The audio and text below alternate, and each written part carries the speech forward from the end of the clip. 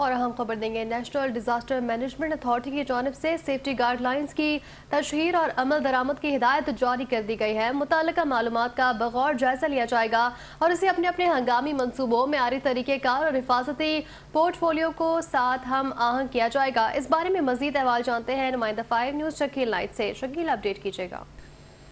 National disaster management authority Karachi میں جو plaza کا واقعہ ہوا تھا اس کو مد نظر رکھتے ہوئے سیفٹی گائیڈ لائن جاری کر دی ہے، جس میں کہا گیا ہے کہ وفاقی حکومت نے اس بات پر نوٹس لیا ہے کہ آگ لگنے واقعات ہوتے ہیں کثیر المنزلہ عمارتوں میں یا کسی شاپنگ سینٹر میں، تو اس وقت جو فائر ہوتی ہے اس کے وہ جو ہے اقدامات نہ ہونے کے برابر۔ میں کہا کہ اس سلسلے میں حکومت سندھ کو دیگر صوبوں کے حکومت سندھ کو بھی چاہیے اس طرح کے اقدامات کرے، جو ایس او پی ہے وہ تمام کثیر منزل عمارتوں کو دے، شاپنگ سینٹر کو دے یا رہائشی علاقوں میں جو بڑی بڑی عمارتیں، تاکہ کبھی خدا نخواستہ اگر اس طرح آگ لگنے کا واقعہ بھی ہو تو اس میں کوئی بھی جانی مالی نقصان نہ ہو سکے۔